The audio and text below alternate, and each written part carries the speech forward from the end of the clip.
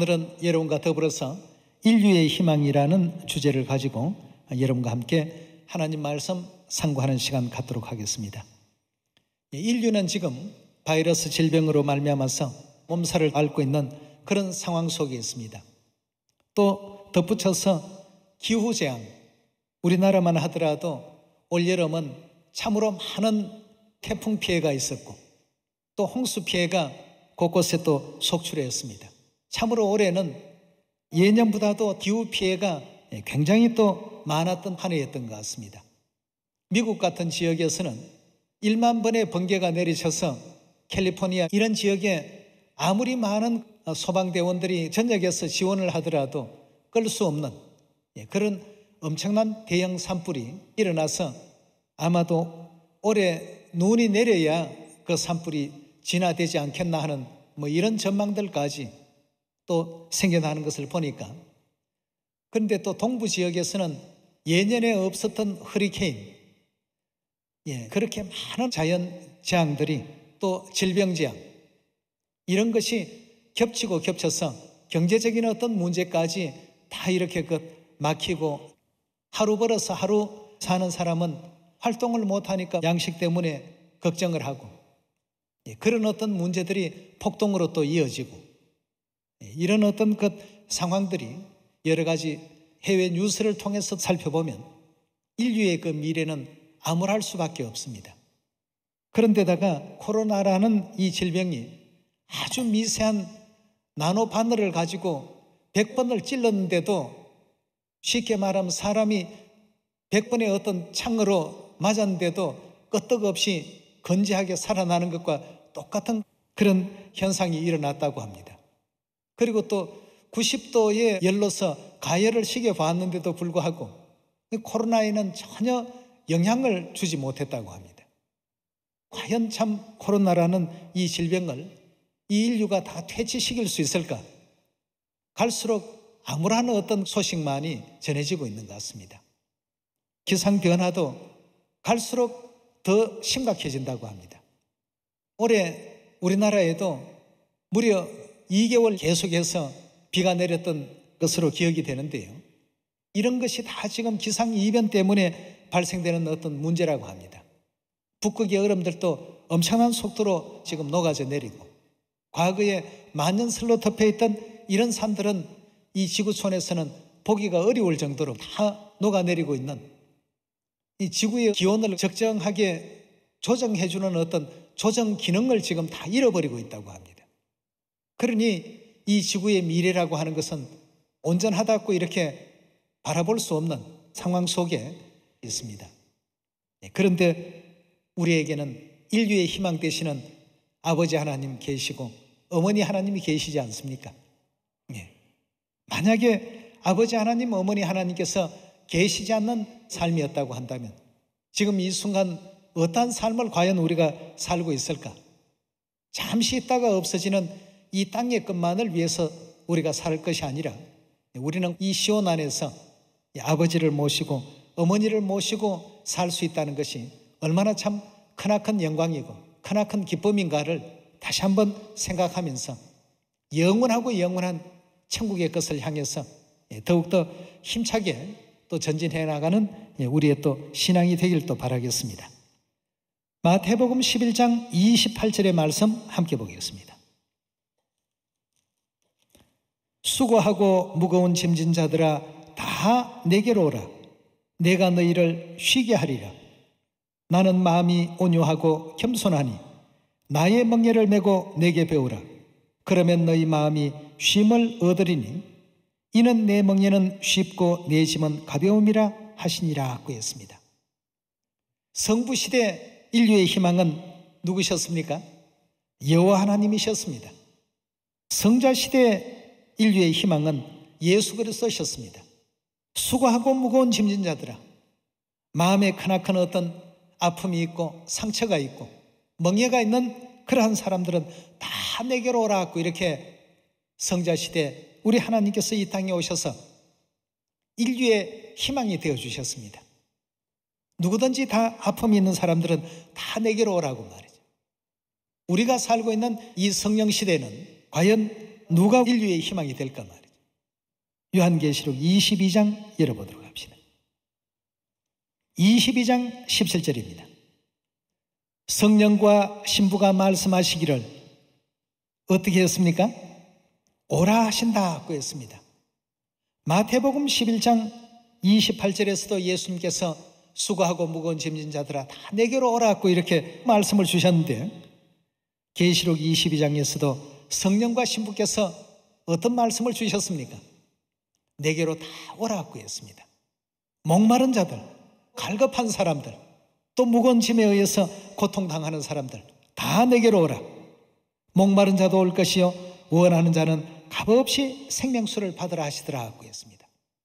오직 이 성령 시대는 성령과 신부에게 우리가 희망을 두어야 되겠습니다. 이 땅의 일은 잠시 있다 다 사라집니다. 아무리 많은 억만금을 가진 그런 재벌이라 할지라도 그 영광이 100년, 200년 가는 것 아니지 않습니까? 잠깐입니다.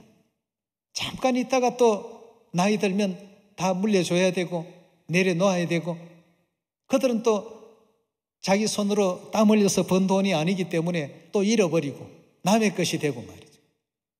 영원한 것이라고는 이 세상에는 아무것도 없습니다. 그래서 하나님께서는 인류의 희망이 되어주시기 위해서 성부 시대는 여호와로서, 성자 시대는 예수라는 이름을 가지시고 누구든지 수고하고 무거운 짐진 자들은 다 내게로 오라고 하셨고, 이 성령 시대는 성령과 신부에게로 다 오라고 이렇게 인류를 지금 불러주고 계십니다.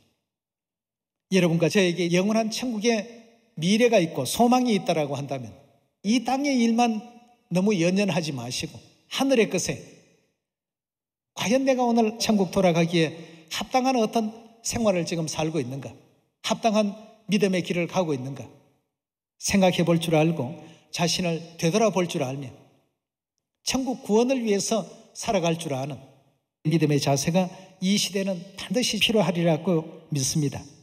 자, 그렇다면 이 성령과 신부에게 나아가려면 성령과 신부를 알아야지만 되겠습니다.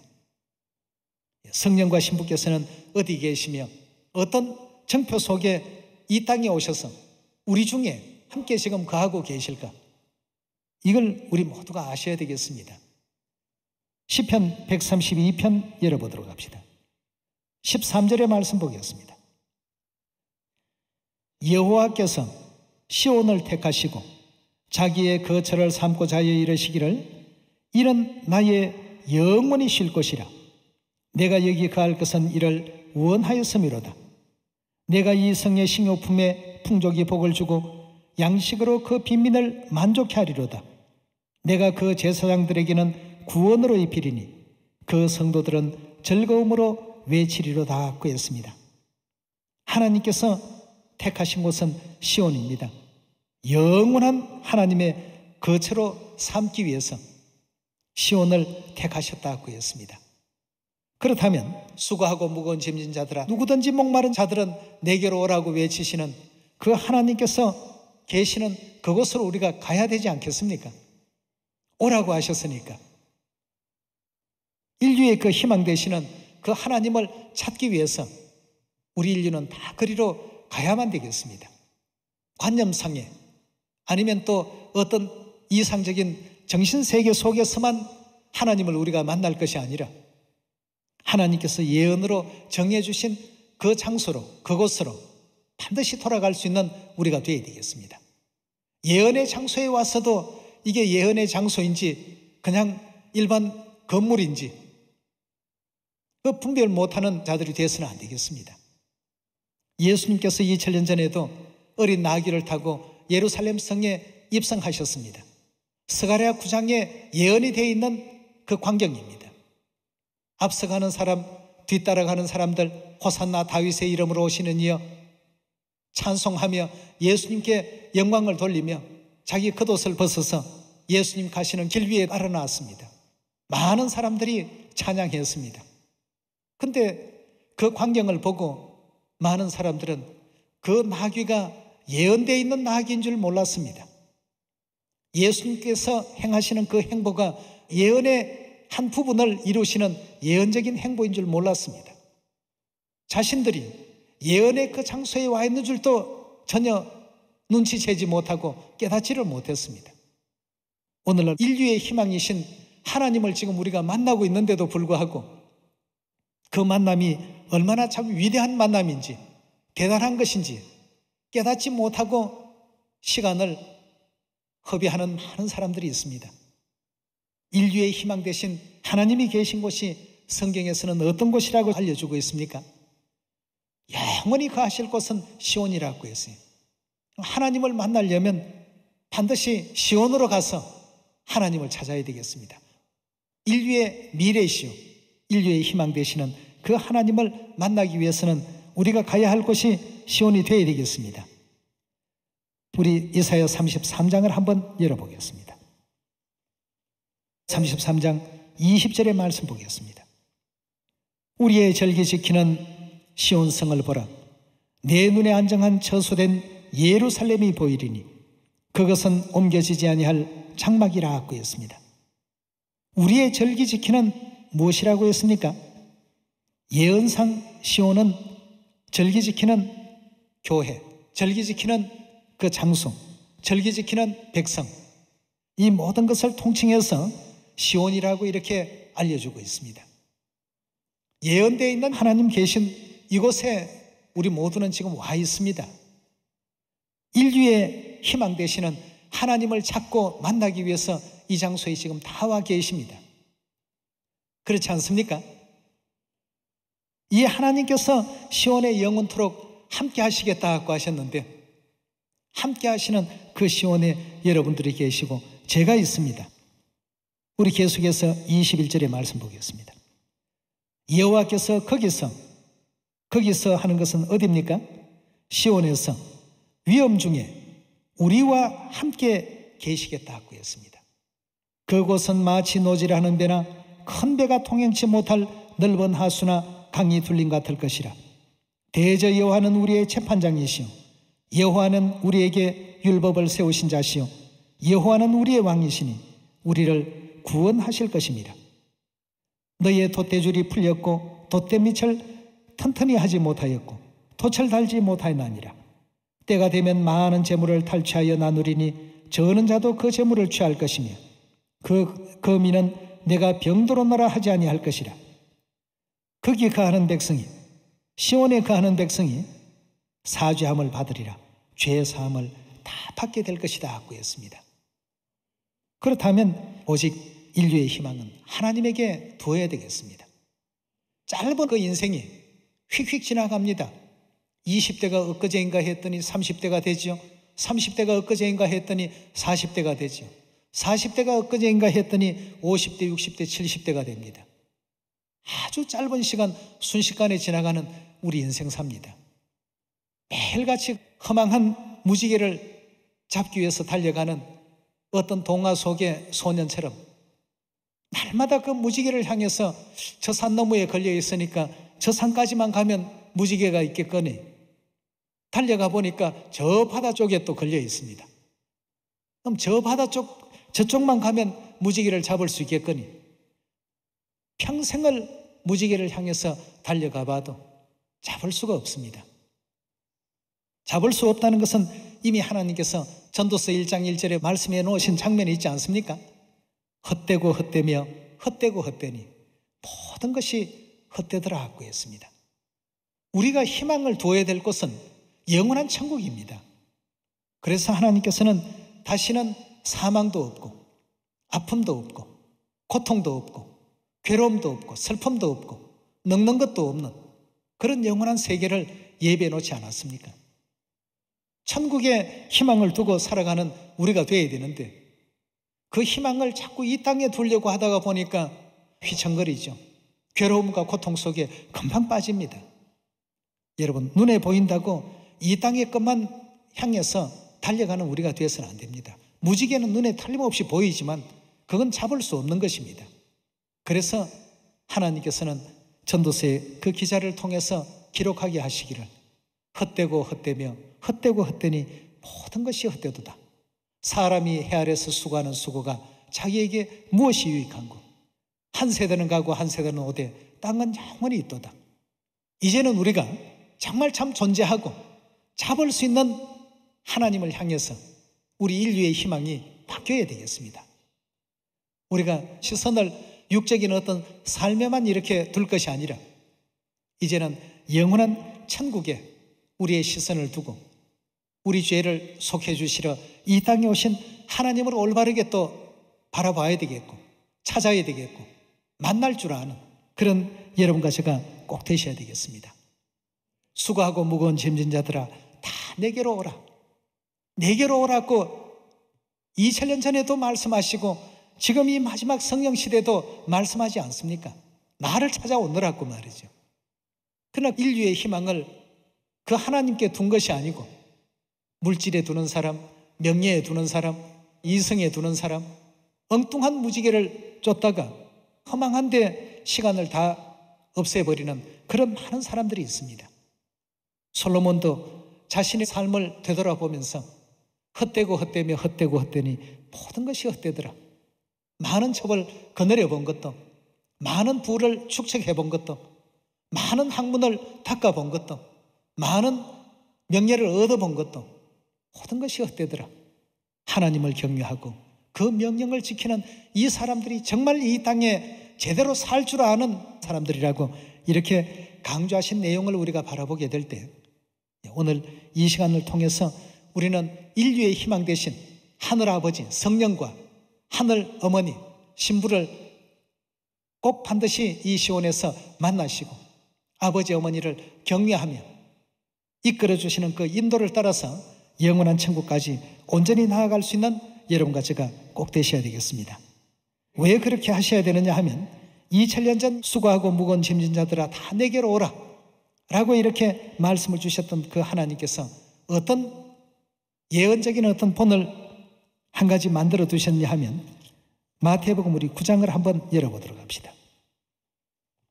9장 1절의 말씀 보시면 예수께서 배에 오르사 건너가 본 동네에 이르시니 침상에 누운 중풍병자를 사람들이 데리고 오거늘 예수께서 저희의 믿음을 보시고 중풍병자에게 이르시되 소자야 안심하라 내 죄 사함 받았느니라. 어떤 서기관들이 속으로 이르되 이 사람이 참남하도다. 예수께서 그 생각을 아시고 가라사대 너희가 어찌하여 마음에 악한 생각을 하느냐. 내 죄 사함 받았느니라 하는 말과 일어나 걸어가라 하는 말이 어느 것이 쉽겠느냐. 그러나 인자가 세상에서 무슨 권세가 있는 줄 안다고요? 죄를 사하는 권세가 있는 줄을 너희로 알게 하려 하노라 하고 했습니다. 인자가 이 땅에 와서 죄를 사하는 권세를 가지고 있다는 것을 알게 하고 싶어서 내 죄 사함 받았느니라. 그 내 병을 물리치노라라는 말이 오히려 더 쉽겠지만 예수님께서는 내 죄 사함 받았느니라 하는 이 말씀으로 대신해 주셨습니다. 이 땅에 우리가 살고 있는 이유가 뭡니까? 죄 때문에 이 땅에 쫓겨내려왔고 육신의 그 삶을 살고 있는 것 아니겠습니까? 그렇다면 그 모든 죄짐을 벗겨주실 수 있는 분은 죄사함 주실 수 있는 유일한 누구 외에는 없습니까? 하나님 외에는 없습니다. 하나님이 우리 인류의 희망입니다. 이 땅에 우리가 돈 벌기 위해서 사는 것도 아니고 명예를 누리기 위해서 사는 것도 아니고 학식을 쌓기 위해서 사는 것도 아닙니다. 이 땅에 최고의 어떤 지식을 쌓았다 한들 천상의 그 지식에 비할 수는 없는 것입니다. 그래서 솔로몬은 최고의 지혜도 갖고 최고의 부도 누려보고 최고의 권세도 가져보았고 최고의 어떤 명예도 가져보았지만 모든 것이 다 헛되고 헛되더라라고 하는 그 한마디 말을 남겼습니다. 아무것도 아니더라 말이죠. 그러나 이 땅에 태어나는 사람들은 모르니까 또 여전히 그 길을 걷고 있습니다. 여러분, 우리에게는 하나님께서 인류의 희망 대신 하나님께로 오라고 불러주셨습니다. 하나님께로 나아가서 시온에 거하는 자들이 인류 인생에 있어서는 최고의 어떤 올바른 삶을 살고 최고 수준 높은 삶을 살고 있다는 것 자부심을 가져야 되겠습니다. 예. 우리가 목표하는 것은 천상의 어떤 삶이지 이 지상의 삶으로 끝나는 어떤 삶이 우리 삶의 전부는 아니지 않습니까? 하나님께서 내가 비록 육신을 입고 목수의 요셉의 아들로서 알려져 있지만 이 땅에서 죄를 사하는 권세가 있다는 사실을 너희에게 알리고 싶단 말이죠. 누가복음에 나오시는 말씀도 같은 내용입니다만 한 번 더 확인해 봅시다. 누가복음 5장 17절의 말씀 보겠습니다. 하루는 가르치실 때에 갈릴리 각촌과 유대와 예루살렘에서 나온 바리새인과 교법사들이 앉았는데 병을 고치는 주의 능력이 예수와 함께 하더라. 한 중풍병자를 사람들이 침상에 메고 와서 예수 앞에 들여놓고자 하였으나 무리 때문에 메고 들어갈 길을 얻지 못한지라. 지붕에 올라가 기와를 벗기고 병자를 침상째 무리 가운데 예수 앞에 달아내리니 예수께서 저희 믿음을 보시고 이르시되 이 사람아 내 죄 사함 받았느니라 하시니 서기관과 바리새인들이 의논하여 가로되 이 참남한 말을 하는 자가 누구냐? 오직 하나님 외에 누가 능히 죄를 사하겠느냐? 예수께서 그 의논을 하시고 대답하여 가라사대 너희 마음에 무슨 의논을 하느냐? 내 죄 사함 받았느니라 하는 말과 일어나 걸어가라 하는 말이 어느 것이 쉽겠느냐? 그러나 인자가 땅에서 죄를 사하는 권세가 있는 줄을 너희로 알게 하리라 하고 했습니다. 여러분, 오늘날 이 시대 사람들이 생각할 때는 예수님은 아주 특별한 존재처럼 여겨집니다만 그 시대 입장으로 우리가 들어가 보게 된다면 우리와 지금 똑같은 이런 어떤 입장입니다. 똑같은 사람의 모습이셨고 똑같은 형편에서 그 시대 사람들이 보기에는 아버지는 목수 출신이고 어머니는 마리아가 아니냐. 그 형제들이 우리와 다 같이 생활하는데 일반 어떤 보통 사람으로서 그 시대 사람들은 다 그렇게 생각을 했습니다. 지금에 와서는 예수님의 실체를 알기 때문에 예수님을 받들고 이 땅의 성자 시대에 오신 하나님으로서 이해를 하고 있지만 그 시대 사람들이 눈으로 바라보게 될 때는 평범한 한 사람이었습니다. 그런 정도로밖에 보이지 않았습니다. 그런데 어떤 권세를 가지고 오셨다고요? 인류의 죄를 사하는 권세가 내게 있다는 사실을 알리고 싶단 말이죠. 그래서 일어나 걸어가라. 이 말이 훨씬 쉬운 말인데도 그 쉬운 말을 뒤로 하시고 내 죄 사함 받았느니라 하는 이 죄를 사하는 권세가 내게 있다는 것을 너희들에게 알리고 싶단 말이죠. 하늘에서 죄를 짓고 이 세상까지 쫓겨내려온 죄인들에게 가장 기쁜 일이 무슨 일이 있겠습니까? 이 죄를 사해 주시는 우리 하나님께서 인류의 희망이십니다. 우리와 함께 이 시온에 계시는 하나님이십니다.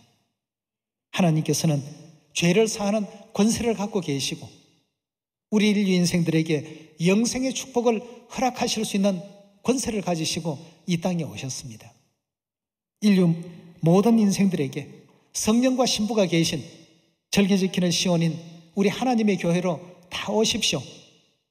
2000년 전 예수님을 한 인간으로서만 생각했던 그 시대에 사도들은 밖으로 나아가서 힘차게 외쳤습니다.